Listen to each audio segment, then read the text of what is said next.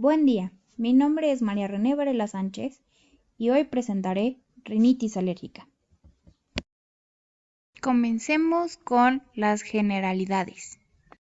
La primera definición es de alergia. Esta es una manifestación clínica dada por una respuesta inmunitaria adversa.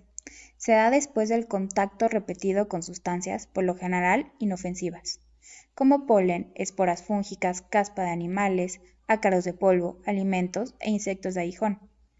La segunda es de rinitis alérgica. Esta es una inflamación de las membranas mucosas nasales, que es ocasionada por una reacción mediada por IgE a uno o más alérgenos. Puede iniciar a cualquier edad, pero su incidencia primaria es mayor en adolescentes. Y esta incidencia va disminuyendo con la edad. Por lo tanto, hay una menor prevalencia en la tercera y cuarta década de la vida. En cuanto a la epidemiología, el 15 al 20% de la población tiene rinitis alérgica, de los cuales su inicio más frecuente es 1 a 20 años. La rinitis alérgica puede disminuir significativamente la calidad de vida. En cuanto a la patogenia, empieza con una respuesta alérgica que está mediada principalmente por una reacción de hipersensibilidad tipo 1, la cual tiene una producción excesiva de anticuerpos IgE y se denomina reacción atópica.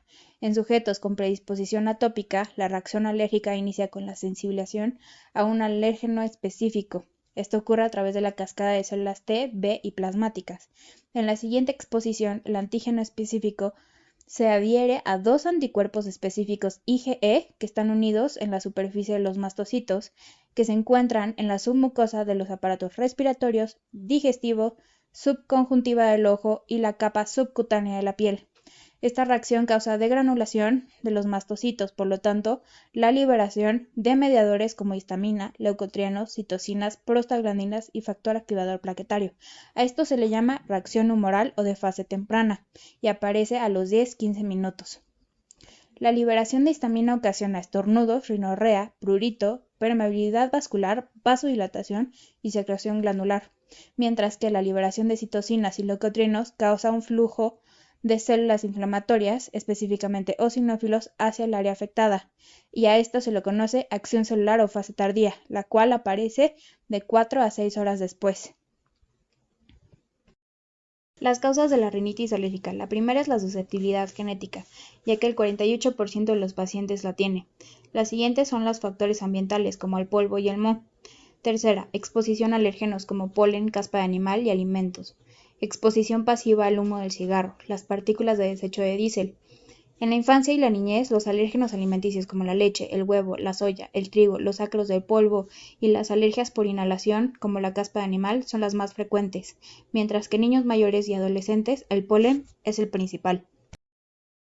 La rinitis alérgica se puede clasificar de varias maneras. Una es entre estacional y perenne. La estacional se basa en que los síntomas ocurren o incrementan en algunas estaciones, dependiendo de la polinización de las plantas a las cuales el paciente es alérgico. Por ejemplo, los pastos polinizan en primavera y las hierbas durante el otoño. Los síntomas característicos son estornudos, escurrimiento nasal, prurito en nariz, ojo, oído y garganta, ojos llorosos y rojos y congestión nasal. Y estos síntomas suelen empeorar en la mañana y se agravan por situaciones ventosas y secas. Mientras que en la perenne, los síntomas por lo regular son constantes, con ligera variación estacional, y pueden cambiar en intensidad. Los síntomas característicos son congestión y obstrucción nasal y descarga retronasal. La rinorrea y los estornudos no son comunes. Este tipo de alergia frecuentemente se relaciona con otros síntomas como trastornos gastrointestinales, urticaria, angioedema e incluso anafilaxia. La siguiente clasificación es por sus síntomas. Estos pueden ser intermitentes o persistentes, es decir, menos de 4 días por semana o menos de 4 semanas, y por su intensidad, ya sea con cambios mínimos o moderados a graves en la calidad de vida. La última clasificación es por la severidad de sus manifestaciones. Esta puede ser leve, moderada o grave. La leve es cuando los síntomas no interfieren con las actividades diarias o con el sueño del paciente. Se requiere tratamiento, pero puede vivir sin él. La moderada es cuando los síntomas son importantes, ya interfieren con las actividades diarias o con el sueño del paciente, por lo tanto requiere de tratamiento. Y la grave es cuando los síntomas son tan pronunciados que el paciente no puede hacer una vida normal o no puede dormir, por lo que se necesita tratamiento forzosamente. Continuamos con el número 2, el diagnóstico. Hablemos de los signos y síntomas. Los principales van a ser prurito nasal, estornudos en salva, rinorrea hialina, descarga posterior, aclaramiento faríngeo y por último, tos. Sin embargo, esta es inespecífica. Después de identificar los signos y síntomas, se realiza una historia clínica. Primero se tiene que determinar si el paciente tiene atopía y si es así, averiguar cuál es el alérgeno causal. En el interrogatorio se tiene que hacer hincapié en los factores genéticos, antecedentes familiares de alergias, eczema o asma, preguntar síntomas como escurrimiento nasal cristalino y líquido, congestión nasal, descarga retronasal y prurito en la nariz. El uso de medicamentos como antihistamínicos o corticosteroides, preguntar el inicio, la duración, tipo y progresión y gravedad de los síntomas. Y preguntar por último la relación con estaciones. Ojo, es importante el incremento de síntomas durante la noche, ya que sugiere alergia a ácaros del polvo o a caspa de animales. Y es muy importante preguntar sobre síntomas oculares, faríngeos y sistémicos concomitantes, ya que pueden llevar a la mano con estas alergias. En la exploración física se tiene que hacer inspección de oído, garganta y pasajes nasales. Primero se tiene que fijar uno en el saludo alérgico, es decir, que se levanta la mano para saludar y aprovecha para tocarse la nariz. Se tiene que fijar si el paciente tiene líneas de Denny-Morgan, es decir, que tiene líneas en el párpado inferior. Hallazgos clásicos en la nariz, como cornetes azulados, pálidos y edematizados, mucosa tumefacta y húmeda, congestión y obstrucción nasal. En alergias perennes, el signo predominante es la congestión nasal. También puede haber anomalías anatómicas como la desviación del tabique nasal, concha bulosa o pólipos nasales. Y en niños puede haber ojeras alérgicas, es decir, círculos oscuros debajo de los ojos, arrugas faciales, respiración oral y el saludo nasal. Tenemos las pruebas especiales. Estas pruebas son cutáneas y análisis sérico in vivo. Las pruebas cutáneas son epicutáneas, intradérmicas o una combinación de ambas. Las pruebas epicutáneas son de evaluación rápida, específica, segura y barata. La intradérmica es una prueba dilucional, cuantitativa, seriadas, de 1 a 5. Y la prueba in vitro se basa en que tiene que buscar IgE séricos específicos para alergenos.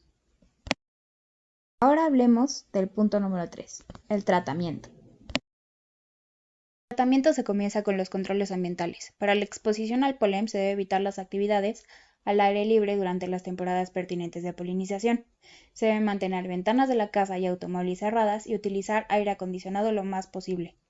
Para los ácaros del polvo, moho y caspa de animales se debe reducir la humedad a menos de 50%, lavar la ropa de la cama con agua caliente, retirar alfombras, tapetes y mascotas. Y para los alérgenos aéreos se debe utilizar purificadores de aire. Las medidas farmacológicas. La rinitis alérgica se puede tratar con varios medicamentos. El principal son los antihistamínicos, porque bloquean los sitios del receptor H1 y previenen reacciones inducidas por histamina, que incluyen inhibir la permeabilidad vascular incrementada, la contracción del músculo liso, la producción aumentada de moco y el prurito. Los antihistamínicos de primera generación pueden causar sedación y alterar el desempeño, y esto se puede exacerbar con el consumo de alcohol, sedantes, antidepresivos e hipnóticos. Tienen efectos anticolinérgicos y causan boca seca. Los antihistamínicos de segunda generación tienen mejor perfil de seguridad y con nula sedación. Los corticosteroides intranasales son los segundos. Estos son útiles en el control global de los síntomas de rinitis alérgica, es decir, alivian estornudos, prurito, rinorrea y congestión nasal. Su efecto máximo se alcanza a la 1 o 2 semanas de haber iniciado su uso y actúan en la reacción de fase tardía, es decir, que previenen un flujo significativo de células inflamatorias. No generan efectos colaterales sistémicos respecto a la supresión del eje hipotálamo hipoficiario y no afectan crecimiento de huesos largos en niños. Sin embargo, sus efectos adversos son sequedad y epistaxis. Aquí se encuentran algunos ejemplos de antihistamínicos de primera y segunda generación y los nasales. De primera generación, como ya había mencionado, ya casi no se usan. Se utilizan más los de segunda generación, ya que se pueden usar solo una vez al día. Los siguientes dos grupos son corticosteroides sistémicos y descongestionantes. Los primeros son necesarios para síntomas intratables y graves. Pueden ser administrados por vía intramuscular o vía oral. Actúan sobre la inflamación y reducen de manera significativa todos los síntomas. Los descongestionantes actúan en los receptores adrenérgicos alfa de la mucosa nasal, con la que producen vasoconstricción y reducen la congestión de los cornetes. Mejoran la permeabilidad nasal, pero no alivian la rinorrea, el prurito ni los estornudos. Aquí se encuentran ejemplos de descongestionantes, ya sean tópicos o sistémicos. Sus efectos adversos son insomnio, cefalea, irritabilidad, hipertensión, palpitaciones, arritmias e infecciones medicamentosas. Los últimos tres grupos de medicamentos son anticolinérgicos intranasales. Estos controlan solo la rinorrea. Uno de los más usados es el bromuro dipratóprio. Siguiente, el cromoglicato intranasal. Este se debe usar antes del inicio de los síntomas para que sea eficaz. Puede haber dosis de 4 veces al día. Y por último, los inhibidores de leucotrienos. Por ejemplo, el montelukast. Este es un nuevo medicamento. Tiene una mayor eficacia a la del placebo, pero menor a los antihistamínicos y esteroides intranasales. Aquí se encuentran dos tablas con los medicamentos para tratar la rinitis alérgica. La primera tabla habla de los medicamentos y su acción sobre los síntomas de la rinitis. Y la segunda tabla encontramos los medicamentos y su mecanismo de acción. Por último, la inmunoterapia. Esta intenta incrementar el nivel del umbral de la aparición de los síntomas después de la exposición a aeroalergenos. Su mecanismo de acción es mediante la producción de anticuerpos de bloqueo, así como la regulación de la cascada inmunitaria que causa las reacciones alérgicas. Sus indicaciones es debido al mal funcionamiento del tratamiento farmacológico o su intolerancia y la sensibilidad significativa a alergenos. Es importante que antes de iniciar con el tratamiento se debe confirmar un diagnóstico de atopía por medio de una prueba que demuestre IgE específica al alergeno agresor. Y esta se utiliza mínimo durante 2 a 3 años para evitar recurrencia rápida de los síntomas de la rinitis alérgica no complicada. Continuamos con el número 4. El seguimiento. Para tratar a aquellos pacientes que no han respondido bien a las medidas terapéuticas, incluida la inmunoterapia, los siguientes pasos son: primero, determinar hasta qué grado se ha cumplido el tratamiento. Segundo, ajustar la dosificación de los fármacos. Tercero, intentar 1 o 2 medicamentos distintos. Cuarto, considerar medidas terapéuticas combinadas. Es importante que el médico debe definir si la exposición alérgica ha incrementado o no. Debe revisar las medidas de control ambiental y debe considerar el diagnóstico y reevaluar al paciente. Por último, el punto número 5, las complicaciones. A pesar de que la rinitis alérgica no pone en peligro la vida, sí puede tener repercusiones en la calidad de vida. Por ejemplo, puede haber alteraciones del sueño, fatiga y problemas de aprendizaje en niños. Por último, las referencias. Muchas gracias por su atención.